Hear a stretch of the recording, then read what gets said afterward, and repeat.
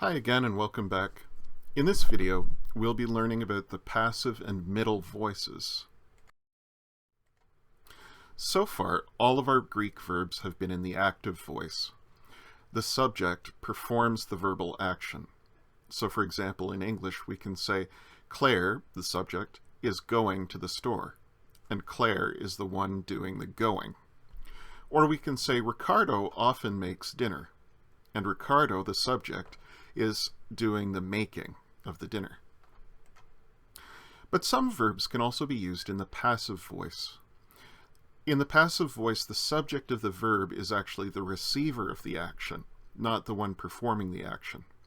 In English, we express this by combining some form of the verb to be with the past participle of the verb. So we could say, Claire is carried to the store. Now, Claire isn't the one doing the carrying. She's the one receiving the carrying. She's the one being carried, even though she's the subject of the verb. Similarly, we can say Ricardo is served dinner. That doesn't mean Ricardo is doing the serving. It means someone else is doing the serving, and Ricardo, the subject of the verb, is receiving the dinner, the action of serving. But they're still the grammatical subjects of those verbs, even though someone else is performing the verbal action and it's directed at Claire and Ricardo. Well, before we talk about how the passive voice works in Greek, let's look at the primary middle and passive endings. We're going to see these not just with the present tense, but they're going to come in handy with several other tenses down the road. The first person singular ending is my. The second person singular ending is psi. The third person singular ending is tai. And in the plural, we have metha, estha, and entai. My, psi, tai, metha, estha, entai. If we add on the common present tense connecting vowels, we get the endings amai, a, etai, onatha, estha, ontai. Now, you will have noticed that I've highlighted the second person singular, a, because it doesn't look very much at all like the psi that I said was the basic second person singular middle passive ending. What's happened? Well, when the epsilon comes up against the psi ending, it seems like the sigma makes the epsilon and alpha combine and hides itself. So what we end up with is no sigma, but instead the epsilon and alpha combining to make a lengthened eta. Since the sigma has disappeared and we've got this long vowel, this long eta, the iota at the end of the psi ending drops under as an iota subscript. So we're not actually going to see that true ending psi in very many places. And this is one example of how that psi ending collapses in the present middle passive. Here are some examples of present middle passive forms. Here again we're using the verb luo. And we can say in the first person singular, I am set free or I am loosed. Luamai. Second person, lue. Third person, luatai. In the plural, the first person, we are set free, luamatha. In the second person, luestha. And in the third person, luantai. But when we use a verb in the passive voice, how do we know who's actually performing the action? If the subject is the one receiving the action, who's the one doing it? In English, we use the preposition by to identify the agent behind a passive verb. So we say Claire is being carried to the store by her horse. Her horse is actually the one doing the carrying, and Claire, the subject, is the one receiving the action of carrying. In Greek, very similarly, the agent of a passive verb is identified using the preposition hypo. So we can say, ha'artos feretai hypomarias. The bread, ha'artos, is being carried, feretai, by Maria, hypo Marias. Or we can say, blepomai hypo gunaikos. I am usually seen by a woman.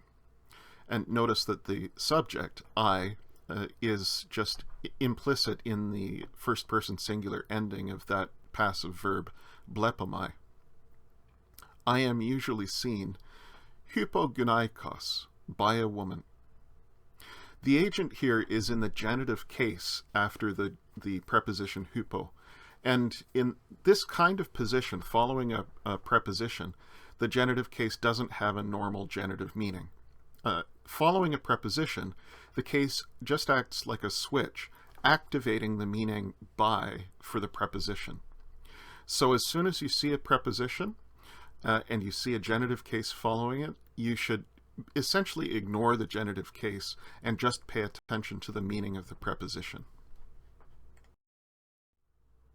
We can also express agency in Greek with a different preposition, dia.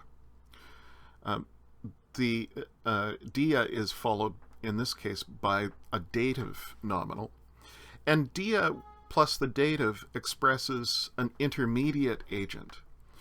So if you introduce the agent with dia, the agent probably isn't the ultimate source of the action, just the immediate cause of the action.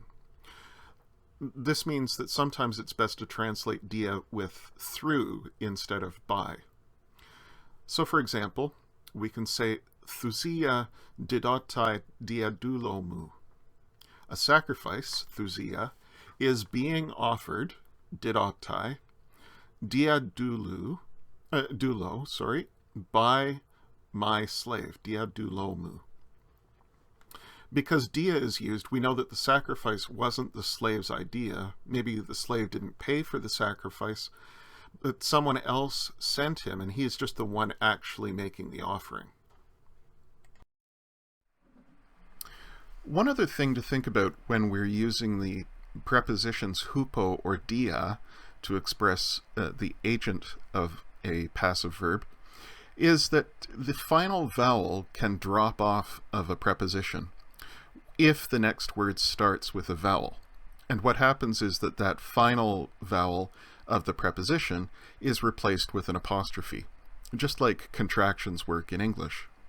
So for example, if we wanted to say by him, hupo autou, the omicron at the end of the preposition hupo would actually drop off. Why? Because autou begins with a vowel. And so we replace the omicron at the end of hupo with an apostrophe, and it becomes hup autou. Similarly, dia autou, through him, would become di autou, with an apostrophe in place of the alpha at the end of dia. How do I type the apostrophe? Well, unfortunately, there isn't a good apostrophe in the standard Greek keyboards, so my advice is just to switch back to the English keyboard, type the apostrophe, and switch again to your Greek keyboard to continue typing the Greek.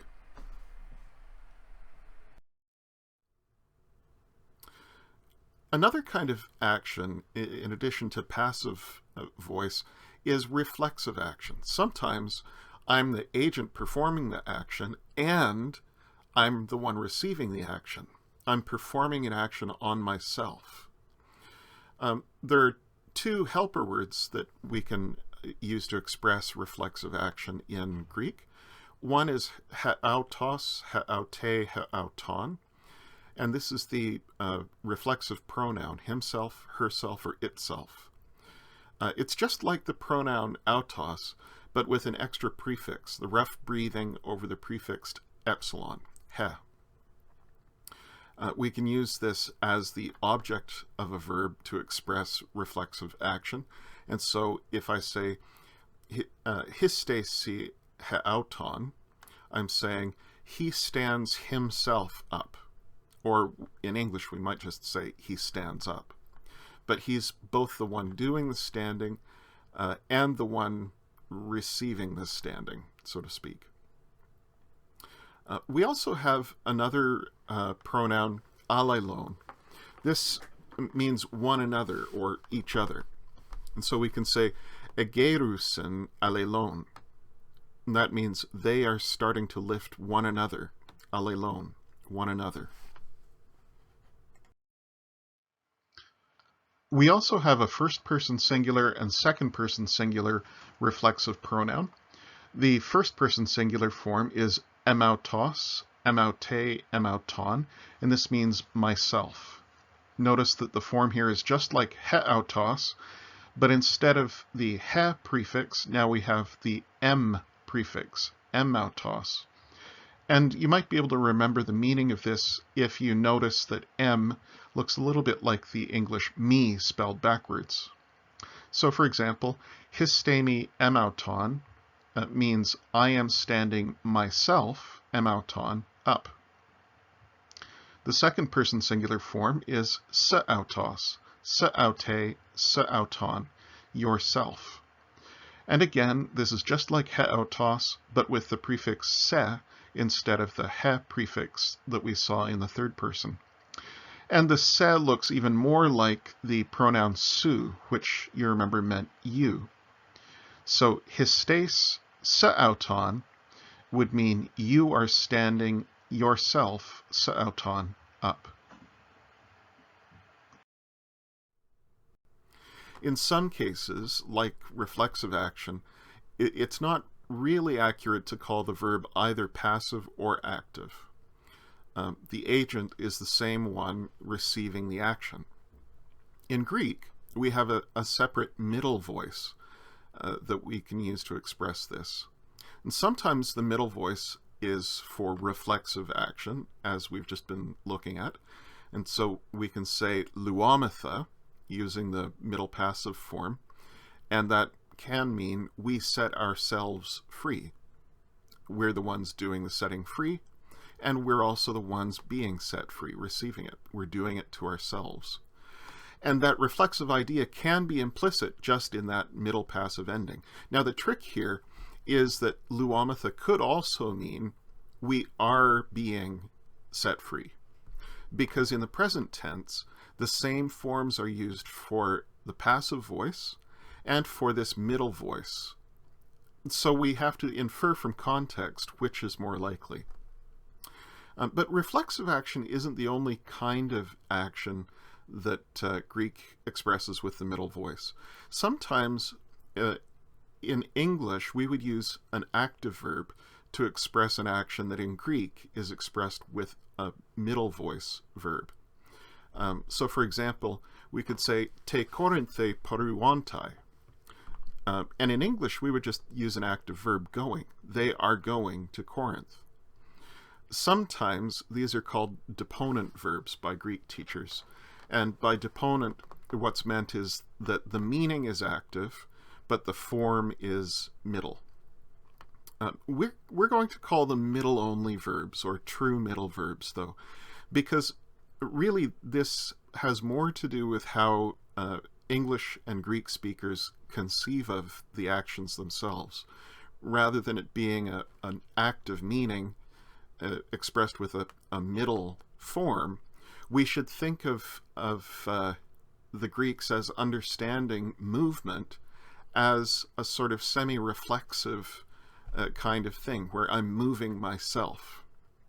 So a Greek speaker wouldn't say, oh, this is an active meaning expressed by a middle verb. A Greek speaker would say, no, I'm the one doing the moving and I'm the one receiving the moving, so this is a truly middle kind of action. It's just that in English, we conceive of the action slightly differently. So when we translate it, we have to use the active verb, going. So, is a verb passive or middle? Again, the passive voice and the middle voice use the same verb endings. So how do we tell them apart? Well, one way is just by asking, is this verb middle only? If it is, then generally a middle only verb won't have a passive voice. If the dictionary form is middle, then you're probably dealing with a middle only verb, and you won't have a passive voice in most cases. You can also ask, what's the context? You can try understanding the verb as a passive first, and then if that doesn't work, or if it doesn't make very good sense, you can try the middle, and just ask which one makes better sense in this situation. Since we're introducing the middle and passive voice, we also need to look at the effect that the middle passive voice has on moods other than the indicative mood. So we've already learned about present active imperative verbs, giving instructions or orders, and the imperative takes different endings in the middle passive. So here are the present middle passive endings, and what you can notice here is that in 3 of the 4 forms, all we've done is taken the tau from the active imperative endings and substituted a sigma theta. So in the second person plural, poruette, go, plural, becomes poruestha. In the third person plural, the active ending, which would be poruetto, since this is middle, becomes poruestho. And the third person plural, where the active ending would be poruettosan, since poruomai is a middle-only verb, we need the sigma theta there, and it becomes poruesthosan. The irregular form of the present middle passive imperative is once again the second person singular. And in the active imperative, this was just an epsilon. We said lue. Here, it's not an epsilon, but the omicron upsilon diphthong. So poru is the way of telling one person directly, go. The infinitive also has a different ending in the middle passive voice.